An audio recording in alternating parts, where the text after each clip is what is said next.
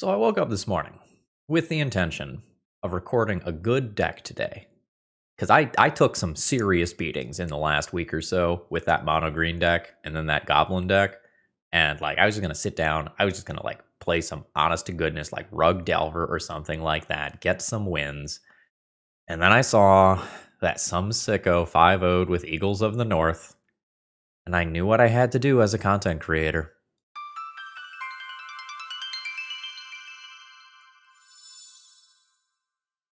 Hello folks, Phil Gallagher, aka ThrabenU here for another Legacy video, and today we're going to be playing 4 copies of Eagles of the North in Legacy. Now, I have some feelings about this card, but to articulate those feelings well, I think we need a very brief history lesson. Since Magic's inception, we have had cycles of cards that had similar mana costs and similar effects. And sometimes these would be multicolored things if you were in, say a Ravnica set or something like that. But there was just this really cool symmetry across colors. And these cards ended up being so iconic for so many of their sets.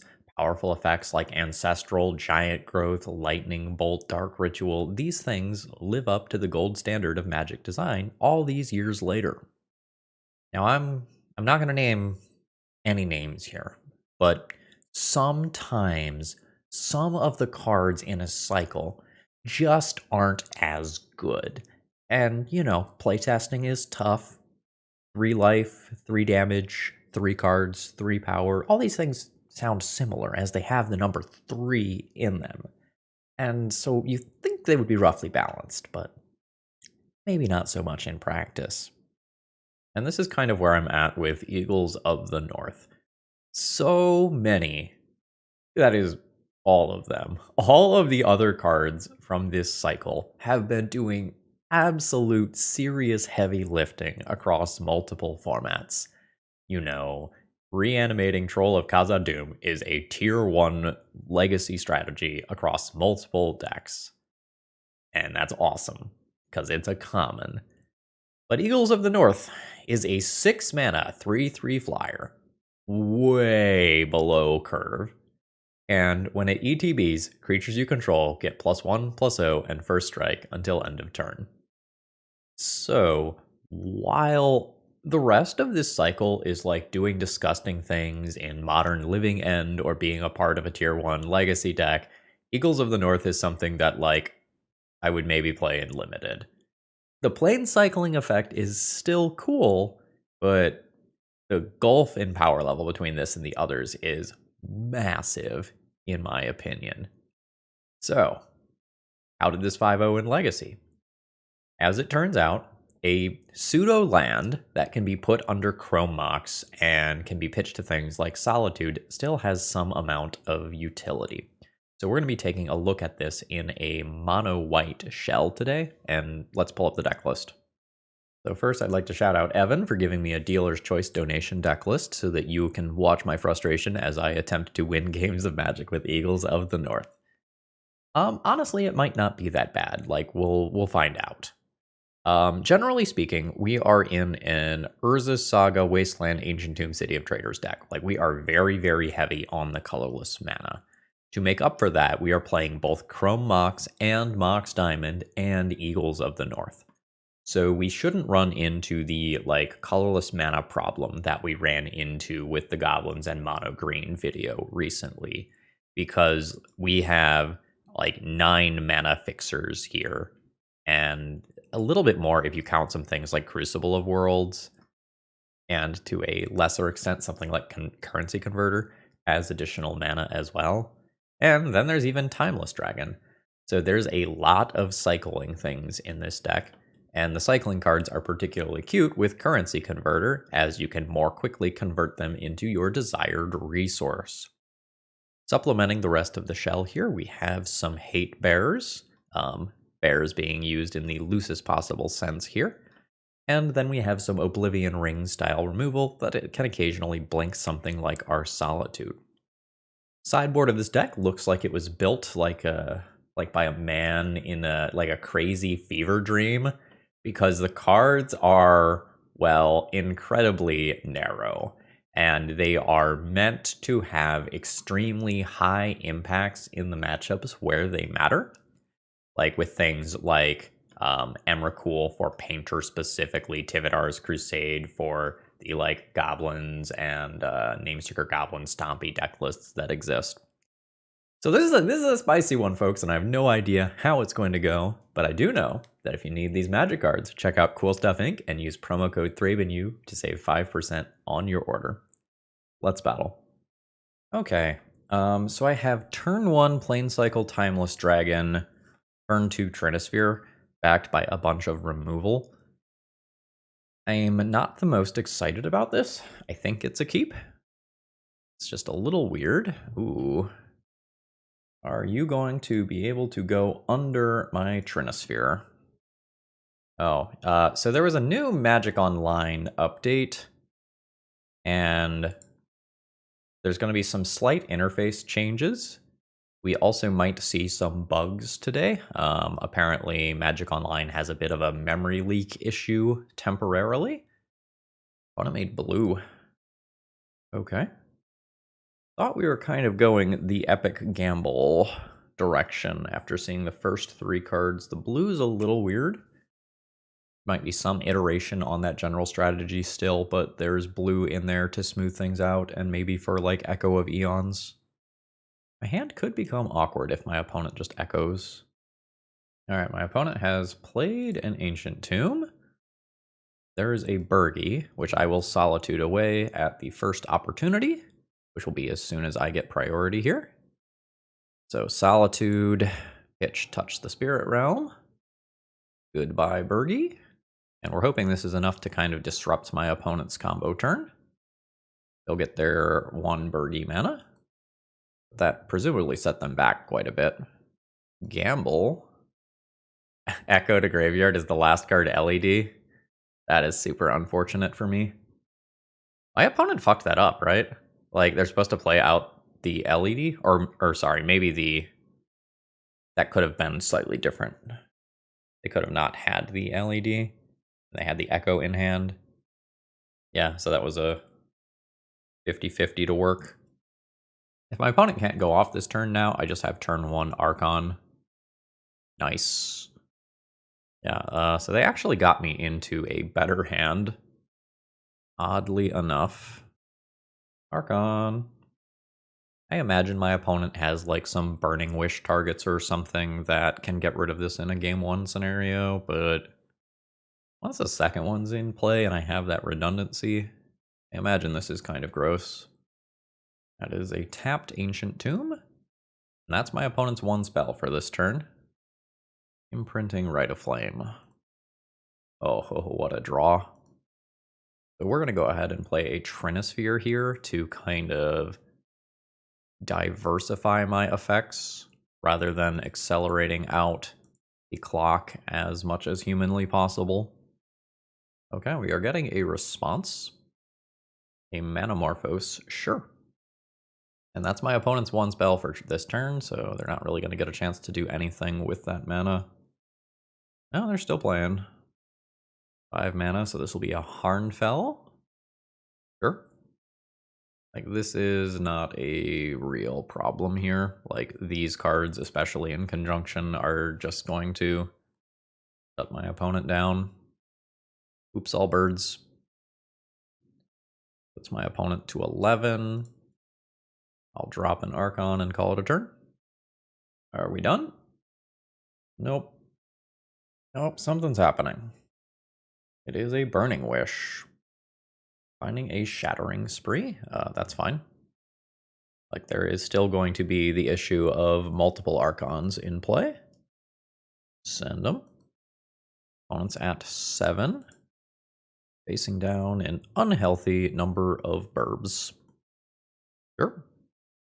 I have no idea what they can be fishing for. Sure. That explains the blue splash. Uh-huh. Thank you for showing me more of your deck. I do appreciate it. Yeah, there's the Shattering Spree that they just tutored for. Yeah, that was pretty savage. Arnfell is an artifact, right? Yes, it is an artifact. Null Rod's okay. Absolute Law might be reasonable to protect the bears. Rest in Peace technically does stuff. Leyline of Sanctity is maybe annoying. Stops fast tendrils-based kills, and Fiery Confluence targets? There was a rules change a while back that impacted how this card functioned. No, it does not target. It's 2 damage to each opponent. Oh, that's right. The rules change was the Planeswalker thing. That's right. This is still probably reasonable.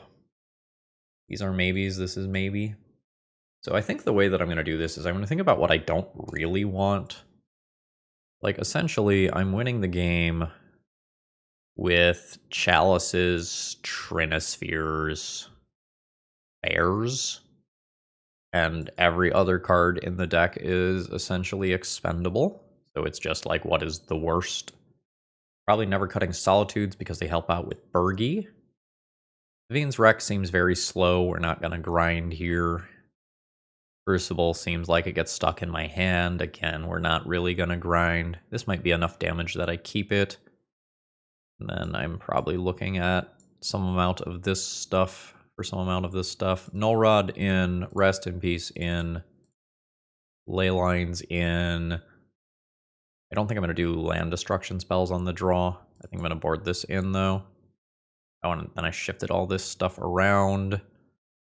Let's do some amount of this stuff out. It's probably supposed to be a Timeless Dragon in over an Eagle, but I was running low on time. Slightly awkward. Can play a turn 1 Chalice on either 0 or 1, and then have a turn 2 Hatebear. That's fine. It's better if I draw a white source. How many of these do I have? I have 5 of these effects.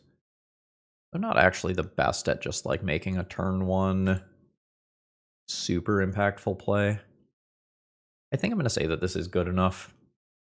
I believe that the Chalice will go on 0 for Lion's Eye Diamond based reasons here. And we hope that that gets me to Anointed Peacekeeper on turn 2. If I play Chalice on 0, I can also do this whole bird thing. Sure. Romox. And Eruth. Sure. Last card, Echo. Last card, Echo. My opponent is essentially restarting the game with 2 mana sources in play already and some floating mana. That's a pretty big positive for them. My hand's the same as last time, where if my opponent doesn't go off on turn 1, my hand is just the shit. I pitch Leyline to Solitude if my opponent can Burgi. Sure. Alright, more things are happening. That's a business spell imprinted. Sure. A Rite of Flame. Probably not the card my opponent tutored for. Okay, we have floated a red mana. Okay, they're just gonna go again. That's another Echo. Okay. Again, hand is insane if I get a turn. This is in fact the best hand I've had so far. This is just Ancient Tomb, Chrome Mox, Imprint, Touch of the Spirit Realm, Chalice on 0, Archon. I think that hand is insanely good. Sure. Note here that the storm count is 14. And I don't really feel threatened yet. Okay. Sure. Okay. So, Romox, Imprint, Touch of the Spirit Realm, play Ancient Tomb. I need to use this opportunity to play Chalice on 0. And then we're going to drop an Archon. Note that I would rather have an extra Archon than remove Aerith from play, I believe. Like, I think I just end up very easily winning games of Magic where Archon of Emeria is sitting in play. Especially once I have a secondary Chalice of the Void in play. Alright. Basic land. Do I immediately Chalice of the Void on 2 so that Burning Wish never is a thing that I have to worry about. That sounds good. Because then I probably never eat a meltdown. Or sorry, not a meltdown. No, like any sort of sorcery speed artifact answer that my opponent can play. I just shut that stuff off. Do you have just Echoing Truth immediately? It is Echoing Truth on the Archon. Sure. Okay, so my opponent's got a floating mana. I just passed my turn here. Like, I take some chip damage from these creatures. Yeah, but my opponent is effectively drawing 0 cards on a lot of turns despite having Aerith in play. Sure. That's a Burning Wish that gets countered. I take some damage. I was about to say I would like to draw a land. This isn't quite that. So let's see. Play Currency Converter. Plane Cycle, Eagles of the North. Put it under this. Make my land drop. Play Archon. That's a bit weird. But okay. Alright, so that goes under there. Plane Cycle. Do this. Take 2. Drop the Archon. And I have a surprise 2/2 as well. Yep, so my opponent has had 4 cards that do not do anything. That's my opponent's 1 spell for turn. So I now know there is no trickery. Yeah, you don't get to do anything else. Alright. So let's make a thing here. Which of these do I want to take out of play? Honestly, probably the 3-power attacker. I think it is fine to double block here. And lose the Archon. I just play a second one immediately. I've got to preserve my life total here. Alright, cool. Now my opponent could play another spell now if they wanted. They do not want. There's another Eagles of the North. I mean, I guess we're doing the same thing as last time, right? So, Plane Cycle, exile that card, get planes, play Archon. This time I think I just hold back both 2/2s to trade with this if this attacks. My opponent has a castable spell in Rite of Flame. Sure. That's your 1 spell for this turn. Alright, no attacks from my opponent. We're just going to go ahead and make a 2/2. Mox Diamond is not good. Let's just immediately loot here. Discard Mox Diamond. Yes, use this ability. Play Urza Saga. You don't fly. Attack for 2. And with the number of artifacts that I have, this is going to go fast. Okay. Nice. March of Otherworldly Light. So for 4 mana, I can nuke this thing. I guess that's good. Alright. Send it. Okay, my opponent is done with me here. GG's. Today's video is sponsored by Moxfield.com, which is just the best place to keep your online deck lists. And one of the things that I love about them is that you can use it to keep track of what cards you do and don't have for a deck. So for example, in this deck list, I have all of the cards, so there are nice blue bubbles filled in here, and that's automatically ported over to your collection tab, where you can see exactly what cards you do and don't have. Okay. So I have a Wasteland as my mana source. I can cycle Eagles of the North, but then I don't really do anything with the rest of the hand, so let's not. Yes, this is fine. I probably play Urza Saga on turn 2. Probably play Urza Saga on turn 2. That way I can just play Trinisphere. I think I'm getting rid of Solitude. I think I just want that back in the deck for later. So I think I could write a little mini thesis about this turn. I'm going to play Chrome Mox and imprint Eagles of the North on turn 1. And I'm going to do that so that I never lose Chrome Mox to a discard spell. It's just very awkward if we face down Prismatic Ending. Bulk. And Ponder. I can consider Wasteland on that volcanic island. Or I can just jam Trinisphere. I think I would like to get to larger amounts of mana in this deck. I don't think I am going to immediately Wasteland my opponent. Ooh.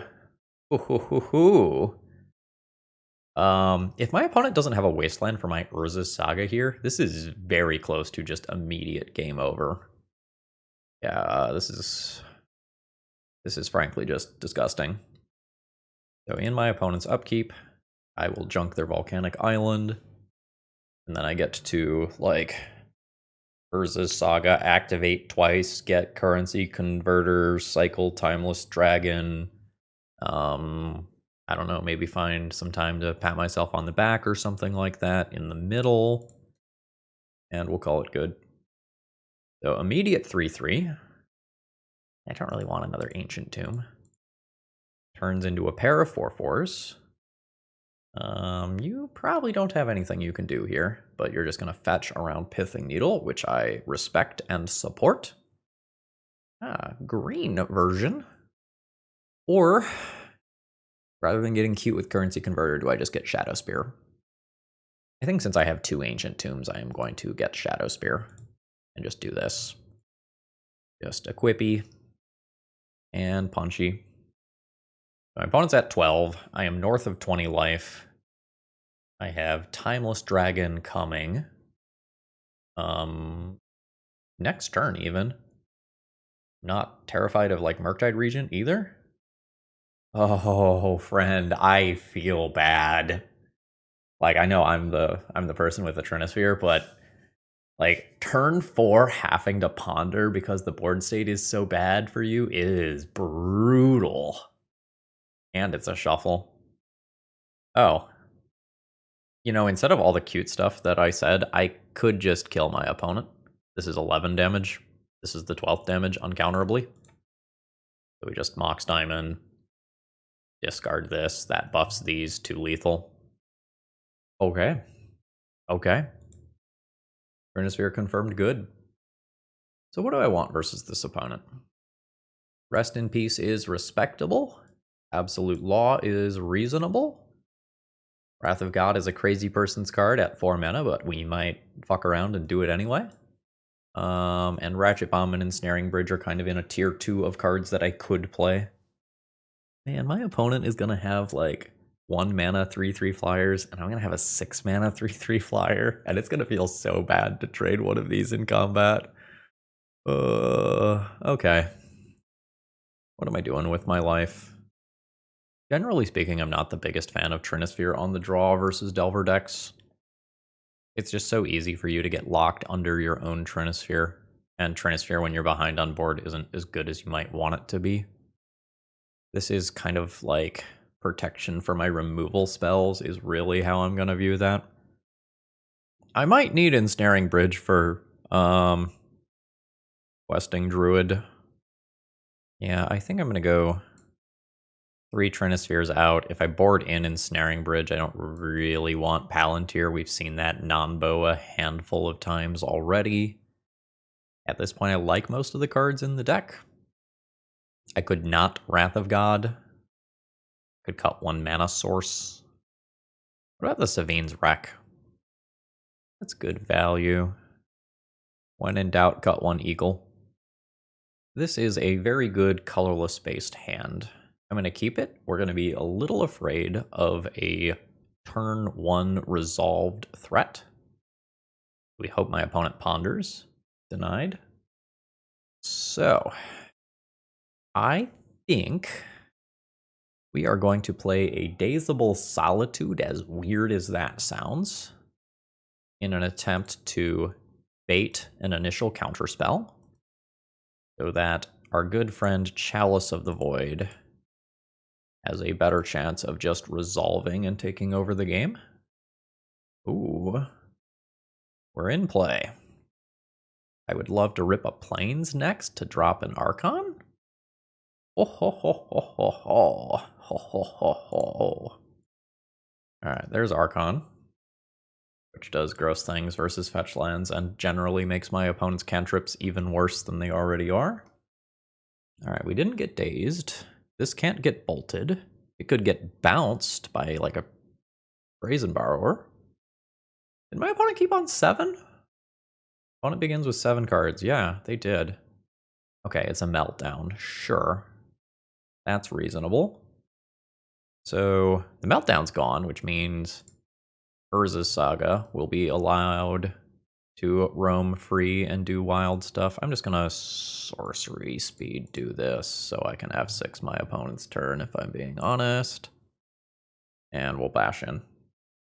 Alright. We are in good shape. We can now, like, deploy some Urza Saga tokens, get a Shadow Spear. Okay, sure. A follow-up Wasteland would be really good for my opponent. Murktide Regent would be good as well. Dragon Rage Channeler is still not bad. Like, the selection's great. Oh, my opponent threw away a Murktide Regent? That's wild to me, because that's one of the cards I'm most scared of right now. Archon. I think no. I think we're just doing Urza's Saga stuff for right now, and then we do this a little bit later. Let's just basic planes and pass. My Urza Saga construct tokens will be kind of small. Alright, there goes a lightning bolt. Okay, sure. So no shuffle. My opponent junks a daze off of that. I can eat a little bit of damage, that's fine. I'm hopefully about to gain some life with Shadow Spear. Ooh, it's a Murktide Regent. They had a Murktide Regent in hand already, then that's why they got rid of the first one of these. Oh, it's big.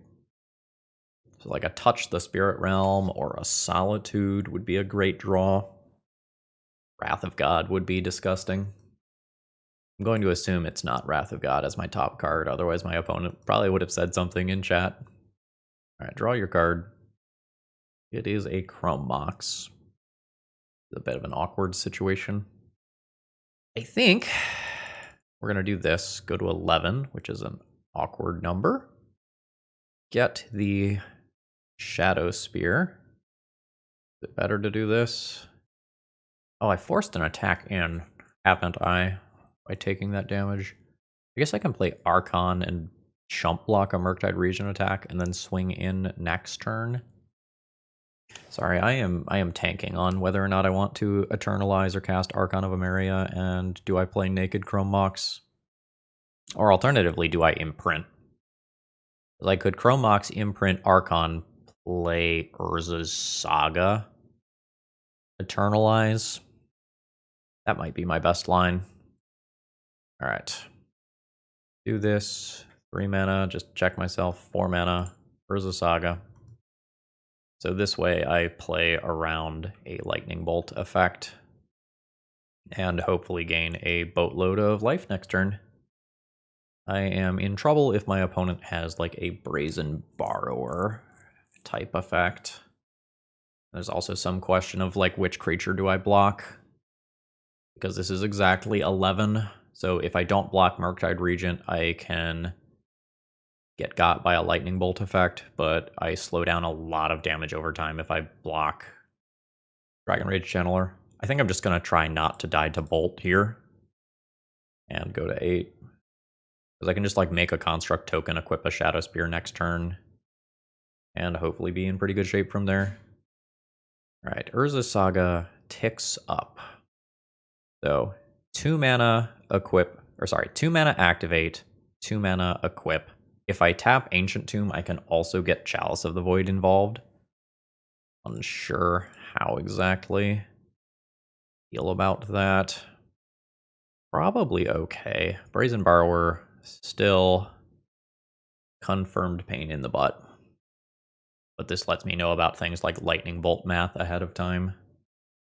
Alright, we are getting movement. Could be hardcast Force of Will. There's the second fetch. It is indeed. Now let's equip to a token. So this is currently plus 5 life, putting me at 13. Or I could be at 12. This is 11 on board. Either way, Lightning Bolt gets me. Let's make the extra token. Bam. And we'll see who's dead. My opponent is dead on board to combat damage. I'm dead to a bolt or second Murktide. Sure. I am at 1. That is indeed a lightning bolt. Unfortunate. I feel like I am more or less okay with sideboarding. I was thinking whether or not I wanted this over something else that was in the deck. Like, this doesn't always have targets. I maybe just play this. Like, when we get to sad endgame, this does a jump block or whatever. This is a little bit of a tough hand.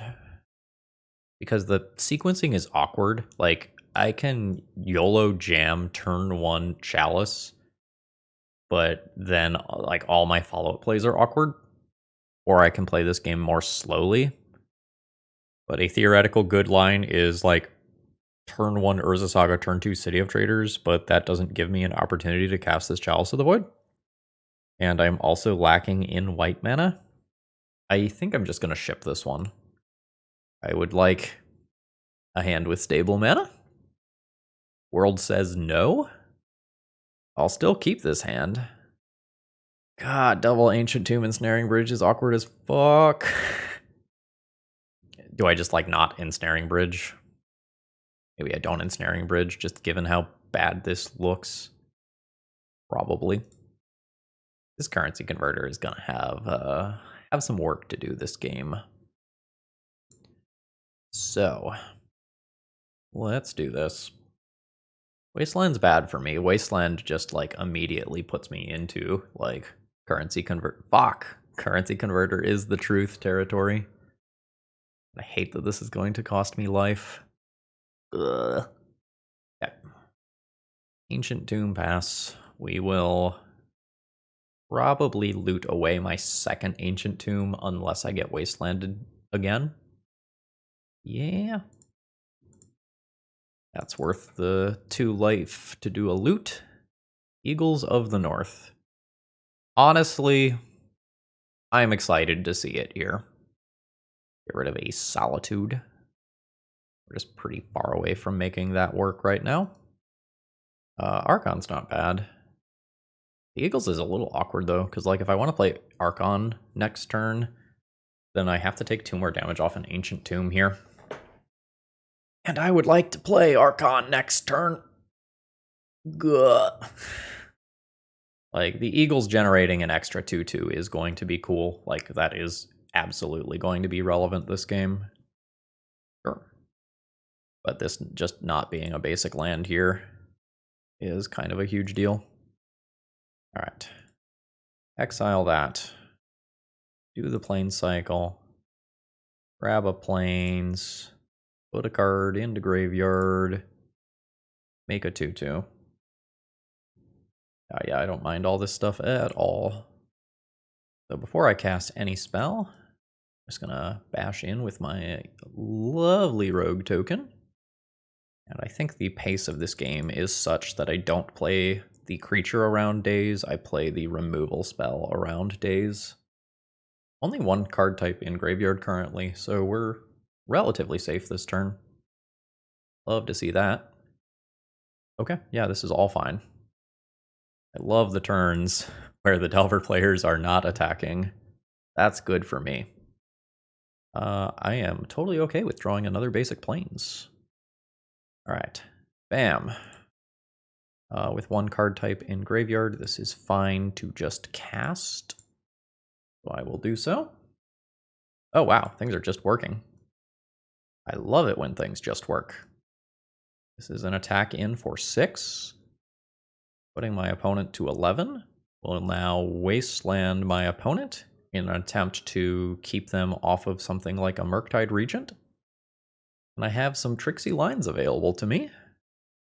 Alright, that flips to a Ponder, which is fine. My opponent's fetch lands entering tapped is such a huge deal right now. No shuffle. Are you holding back? No. I am good with that.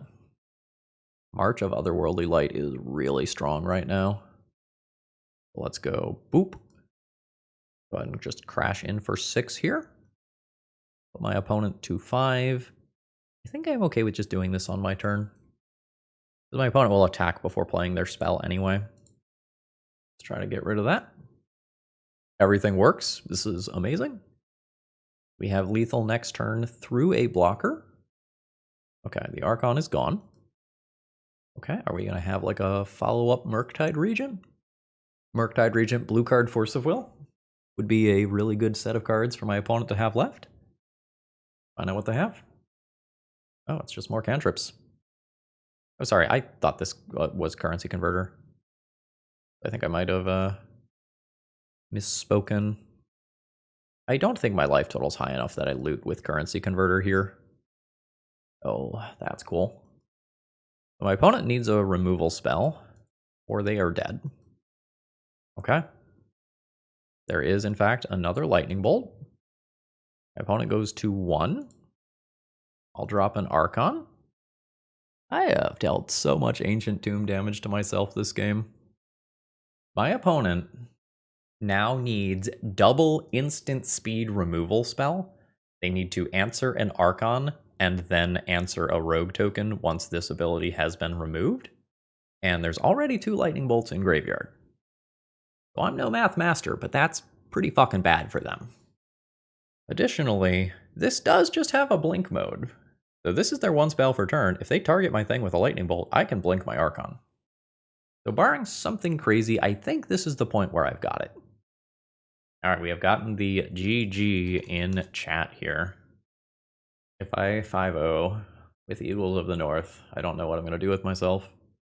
Okay, I am going to keep my hand. And we're going to have some things to think about. Given how early we are in the game, it's probably Chromox, Imprint, Savine's Wreck, Ancient Tomb. And then from there, it's actually a little trickier. Imprint, Savine's, play Ancient Tomb. I think we're just putting the opponent to the 3-ball test. But this is worse if my opponent has Wasteland than just playing Archon of Emeria. Okay, cool. We are probably playing against a Death Shadow deck list. Okay, yep, there is the Wasteland. Like, the upside is that, like, I still just have Trinisphere in play. Alright, Eagles. Do bird stuff. Get planes. Pass. With any 1 land, I just have Crucible, and then I get Ancient Tomb back, and I'm in pretty good shape. But not today. We are probably good for 1 more turn here. So if I draw... Nice, that is a particularly good land. Am I just resolving Crucible now? Or would I like to Archon? I think we're just going to resolve Crucible now, and hope that Crucible Urza's Saga is something that beats my opponent long term. Because we have Solitude for a large creature that slips through. I don't care about Orcish Bowmasters right now. Alright, we've got movement. So the 3rd land drop must be here. It's at 16 after both fetches. Nice, nice, nice. A Douthie Voidwalker. Sure. Slightly awkward with Crucible. Okay. I will play Graveyard Ancient Tomb. I am thinking about wanting to recur this Urza Saga, and I'm thinking about skipping out on the first token to just uncounterably Solitude Douthie Voidwalker out of the way. This is very bad if my opponent just has another Douthie Voidwalker. I think I'm okay with that. Again, awkward, but I think I'm okay with it. I could have just hardcast the fucking Solitude. I didn't have to play around days there. Alright, gave up a card and a body. Okay, opponent's just going to let me recur Urza's Saga. It looks like this is worth life. I need a white source here. Alright, so bam. Construct. Do I want a Mox Diamond over a Shadow Spear? I don't think so. Let's Shadow Spear, redeploy Urza's Saga. And I think play an Archon. This is Dazeable, Force of Willable, but I don't think I want to just play Palantir immediately into Orcish Bowmasters. Daze is fine. Like, if my opponent uses their entire turn cycle to daze me when I have, like, Urza Saga ticking up and an onboard 5/5, that is advantageous for me. Is this still a land? So 2 mana equip, 2 mana activate. I turn this into a basic land. Yeah. I'm fine with that. Basic planes. Do this. Shadow Spear equip. I think I'm just going to go ahead and bash in for 6 and not make it 7.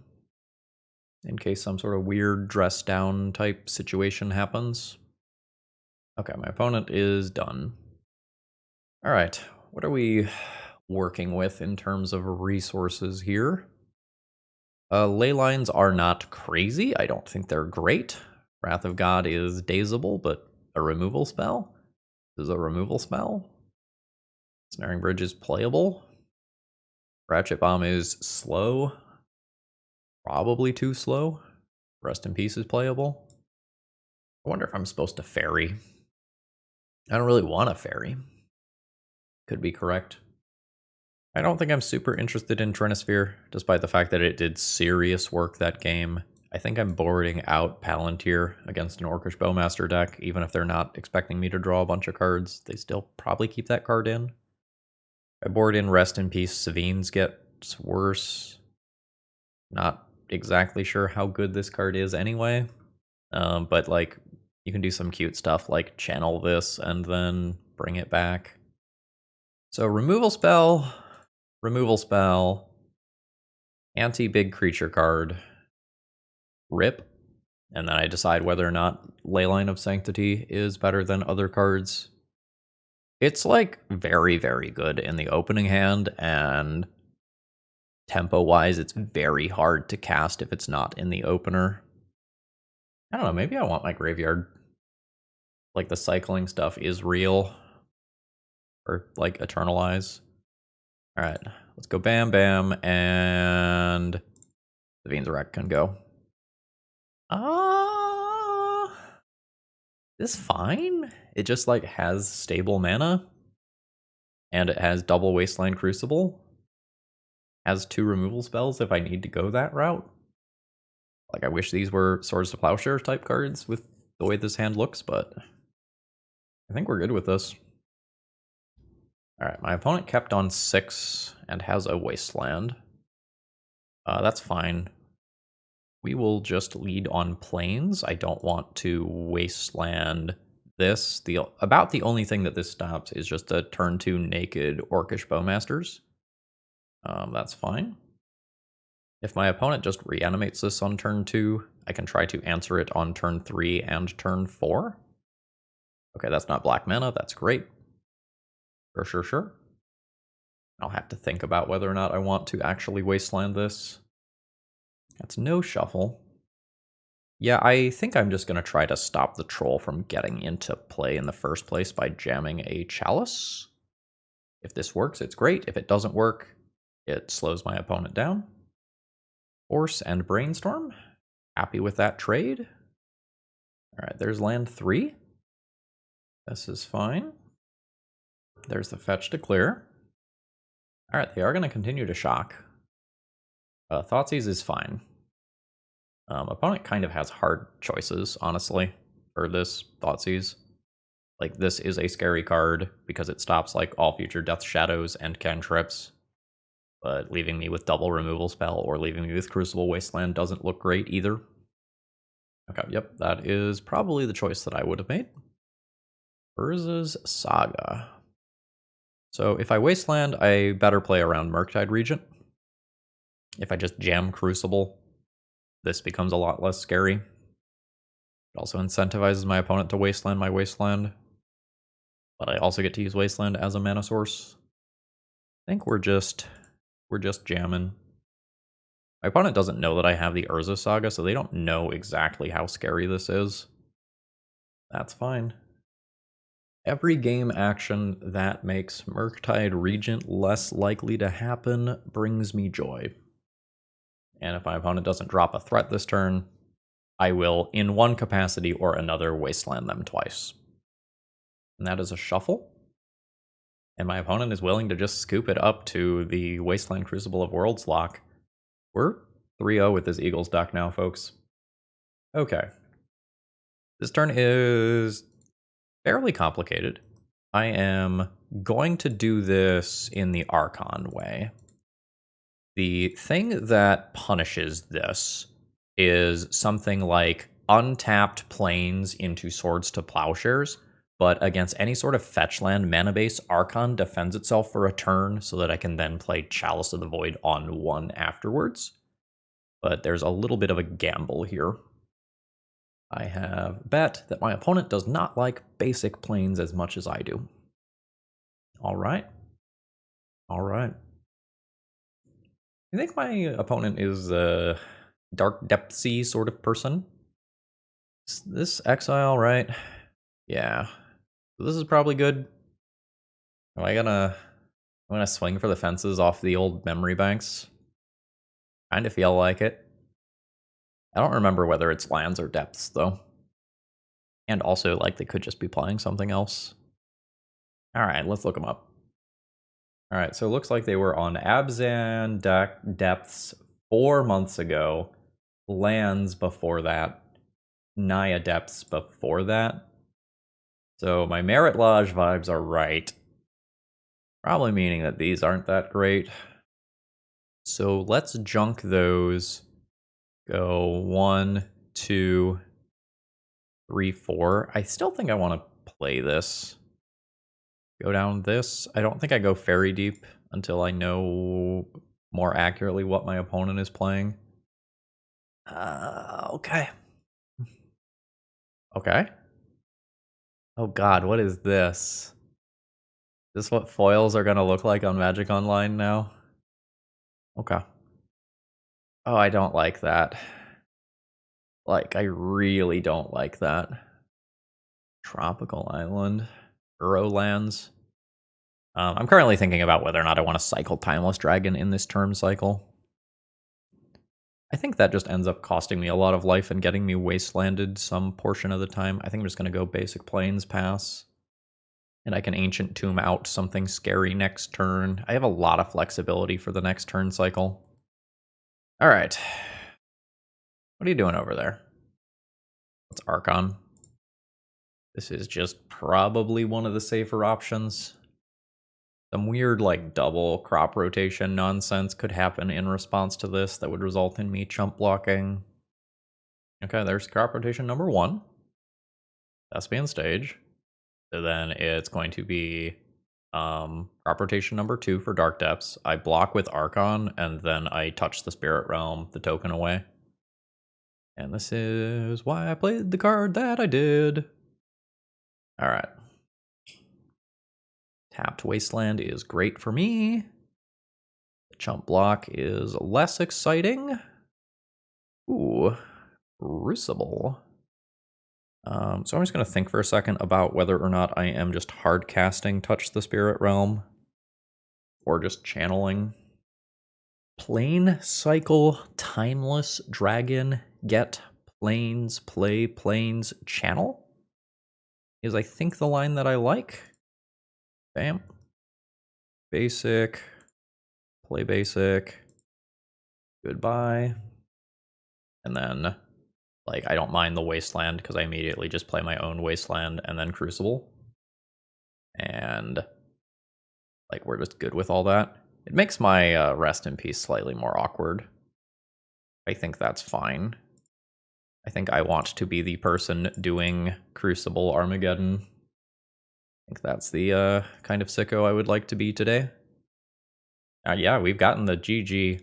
I'm playing for a trophy with fucking 4 Eagles in my deck. I'm so upset. I'm so upset. I will never live this down if I bash this card for weeks and then fucking trophy with it.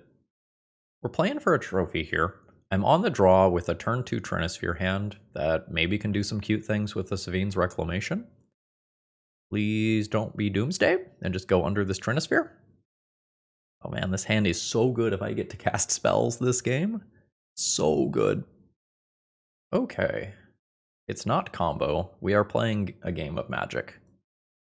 Now, my general strategy is hope opponent doesn't make the troll. Fuck yeah. Strategy is working great. So I think we are on the get opponent to use resources on Trinosphere plan and then use Trinosphere to make the other better spells in my deck uncounterable. Here we go. Oh, cool. Yeah, that's fine. Either way, this is Trinosphere doing its job and getting other cards out of the way. Wasteland's like legitimately annoying here. I would really like to planescycle this Timeless Dragon and not commit City of Traders to the board. Eagles of the North, I wish you were just a land, but okay. Don't stifle me. Cool. Alright. Plains pass. No Bowmasters. Am I just like getting away with murder here? It feels like I'm getting away with murder. My opponent is not playing anything that does damage to me. I would like to continue to not play City of Traders. So I think the most damning thing I can do here is actually just target this Trinosphere. And if my opponent uses a counterspell on this, I still have all the gas. Fuck yeah. Bowmaster? No? What's going on? Like, is this about to be a Murktide region? No, Hardcast Grief, maybe? Hardcast Grief would make sense. Okay, yeah, we figured it out. Am I losing Touch the Spirit Realm? No, actually, if I lose Touch the Spirit Realm, isn't this 5 to come back? Yeah, this would just be 5 to come back, so I'd play City of Traders. Yeah, I lost Timeless Dragon. That makes sense.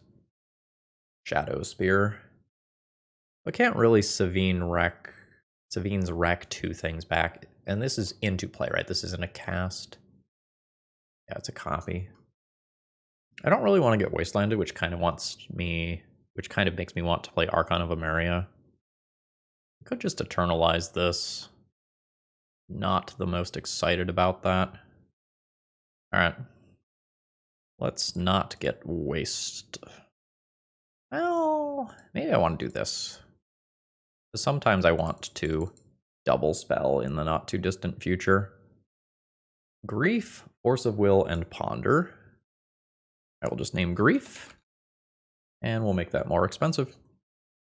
And I can do kind of some weird things to put them to the test. Now let's pop these out so I remember this. It will take some damage. Are you pondering? Are you pitch casting a Grief? Sholdred's Edict, huh? Is this worth this? This comes back beginning of the next end step. I can just blink my creature, and this serves as a counterspell for this. And then I Sevine's Wreck and get rid of the Grief. Weird line, but okay. So I will sacrifice a non-existent creature. Do this, rename Grief, and end up in largely the same spot that I was just in. I don't know that I want to Sevine's Wreck yet. Like, I might want to just save this for another turn cycle and use this as an opportunity to resolve some spells around this Force of Will that I know about. And I'm okay losing that. Like, we'll drop an Archon, and this keeps me from getting Wastelanded in the next turn cycle. And if my opponent uses mana on their turn, I get to Sevine's Wreck, and if they leave their mana up for Force of Will, I just equip a Shadow Spear. This deck might actually be good. And I hate it. 3 mana Ponder. Do it. Oh, this is not gonna go well for you. Holy shit. Oh, I love this so much. I don't think my opponent knows what's about to happen. Oh, I can even play another city first? Hell yeah. Alright. Sevine's Reclamation. Target, touch the Spirit Realm. Oh, I don't need to tap that one. Alright. Sevine's Reclamation. Target, touch the Spirit Realm. Opponent doesn't get to force because of Trinosphere. I will use Savine's Reclamation's ability to get another copy of City of Traders as well, and then we'll exile this troll. Second city comes back. Grief is in play. That doesn't matter, because I just convert this to a larger creature and bash in for 6. My opponent is at 4. I have a ton of mana. I still have a Timeless Dragon in my yard that I haven't used yet. Good. Really good. Alright, so these are probably the cards that I'll consider, with fairies being something on the very outside edge that I could play. The Savine's Wreck was incredible there, but honestly, I think we dodged the bullet in some early turns, I'm not gonna lie. I don't know if I'm the biggest fan of that. Am I gonna keep doing the thing where Trinisphere wins me a game and then I board it out because I think it's bad against Wasteland on the draw? Probably. I'm gonna board Palantir out. Gets me a removal spell. If I go the Trinispheres out when I'm on the draw, I can play like Wrath, Leyline pretty comfortably. And then I think about Ensnaring Bridge. Opponent will not have many outs to it. Could do it over like one Chalice or something. It's a little awkward because like some portion of the time I want to just go and win the game with large constructs. Maybe I don't want this. Yeah, this probably works. A little weaker against Wasteland than I would like, but probably fine. Okay, cool. So I don't necessarily have to make a Chrome Mox based decision here. Although if I do Chrome Mox March of Otherworldly Light and keep a very land heavy hand, I can do the Cycle Currency Converter trick immediately and do so while playing around days. Okay. I am good with it then. All right, we're in play. We're going to respond to that just for the sake of playing around Stifle and other such nonsense. Get another land. I don't think I make the 2/2 right now, though. Sure. Opponent not trying to immediately lower their life total for something like a Death Shadow. Grief me. Yeah, that's not good. Sure. Hand's low on gas, but we do have Currency Converter. And that means we just get to poop out 2/2s at a somewhat reasonable rate. Most draws that aren't lands, or more accurately, that aren't mana sources are currently good. Yeah, like that's fine. Not sure whether or not it's correct to just play that immediately. Like, to keep my aggression up, I want to play it, but playing around days here is maybe important, as is just having more persistent mana for the rest of the game. I think a lot of the games that I win involve me being aggressive, though. I am gonna opt to play it. This can just help out a lot with, like, a reanimate, for example, just taking out my stuff quickly. Happy with that trade. But not using the currency converter immediately makes something like Orcish Bowmasters better against me. Oh, that's great. That's great. Reanimate on my Anointed Peacekeeper would be awkward, though, because then they can name currency converter. Yeah, and it's happening. This also walls the 2/2. Let's draw a Blinky thing. Let's draw a Blinky thing. Not Blinky thing. Ugh. Alright. We try again. That's a Brutal Days. And this is notably Vigilant. Ooh. That's a... What? What? No attack. Am I wastelanding? That's really awkward. My opponent might not know this is Vigilant. A lot of the words get pushed down. Yeah, thanks, I hate it. Sacrifice that. This is 2 more to activate, so I can't actually activate this. But we're hoping the 2 basics in my hand will be better than my opponent's mana situation. Plus, if they don't know that this is Vigilant, that's a huge boon for me. Ooh, they did have more mana. Okay, but this isn't both their colors, so that's nice. Okay, now there's an attack. We'll just assume that it was an error or a misclick last turn. Oh, I love that. We're jamming. This is so good if it resolves.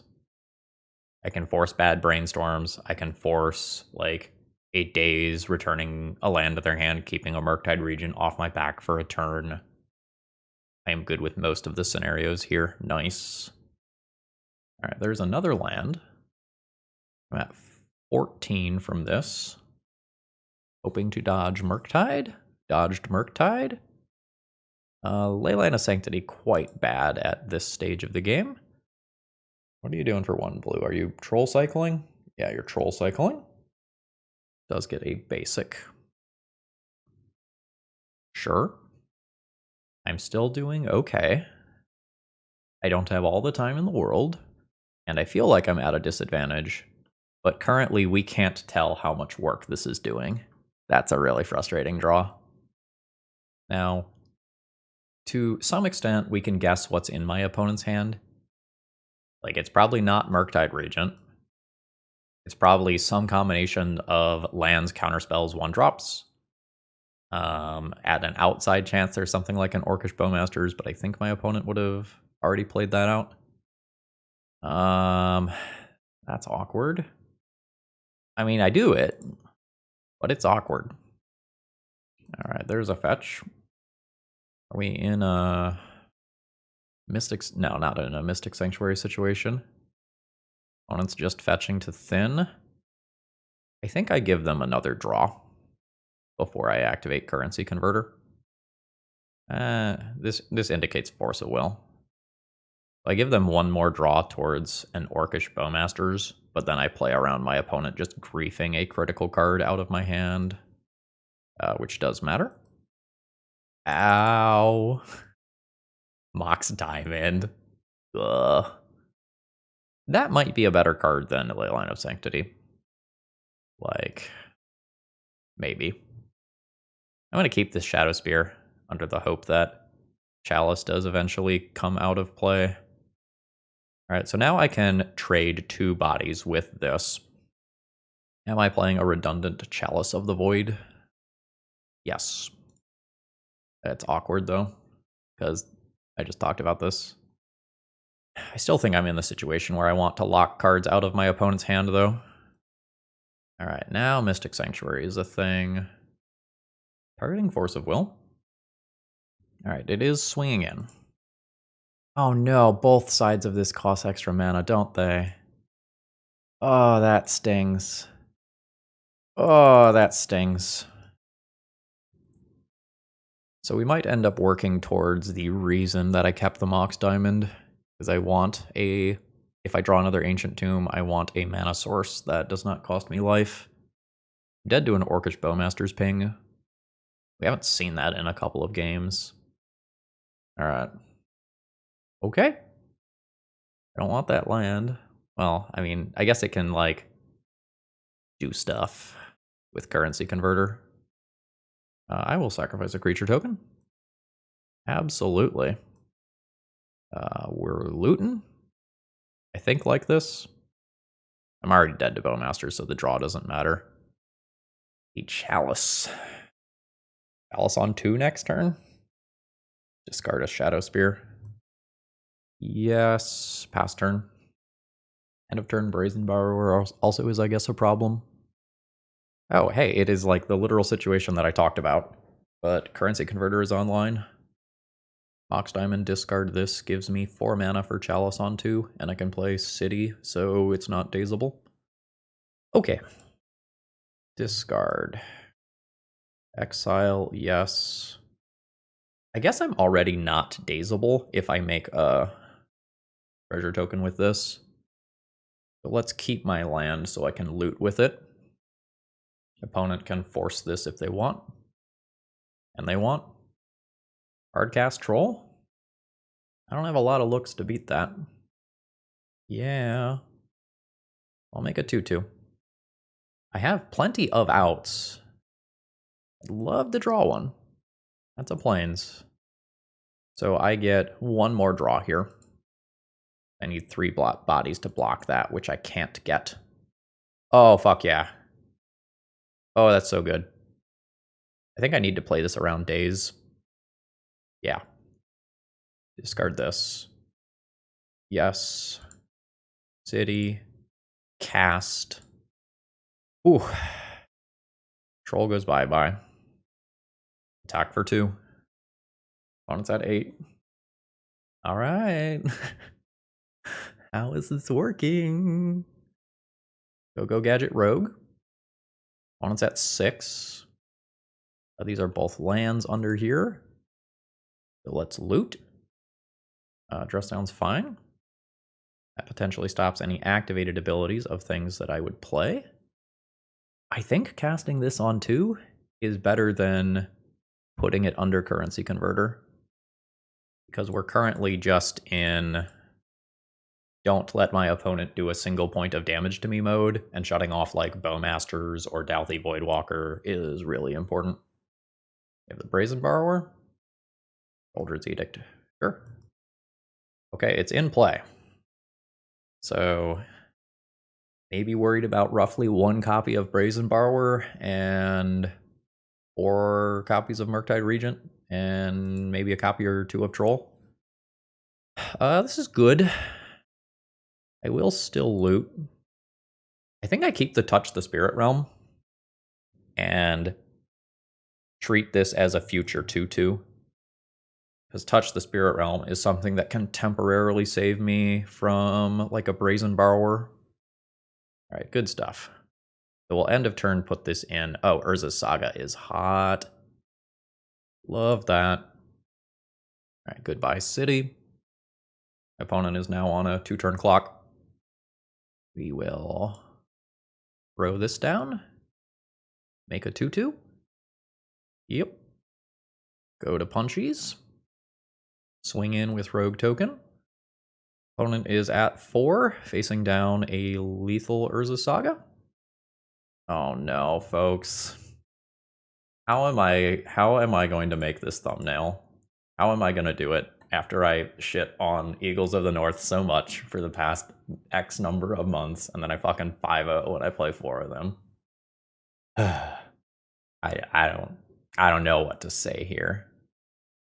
I guess the thing that I want to say is that today I don't feel like I won so much as my opponents lost, if that makes sense. I didn't feel like I was ever doing anything that was crazy explicitly powerful all league. Like, when you play an initiative league, for example, like, you play a turn 1 Caves of Chaos Adventurer, your opponent's just, like, dead on turn 3. I never really felt like I did anything of that power level. I felt like I got really lucky with my opponents folding to Trinispheres in Game 1 scenarios. That said, the interaction between cycling cards and Currency Converter is legit, and we've known about that for a long time. Yeah, conceptually, I still don't understand how we did this. Like, we have a relatively decent density of good effects versus combo, but when we're not opening up on one of the accelerants, I don't really have that many good turn 1 plays. It's just Chalice of the Void.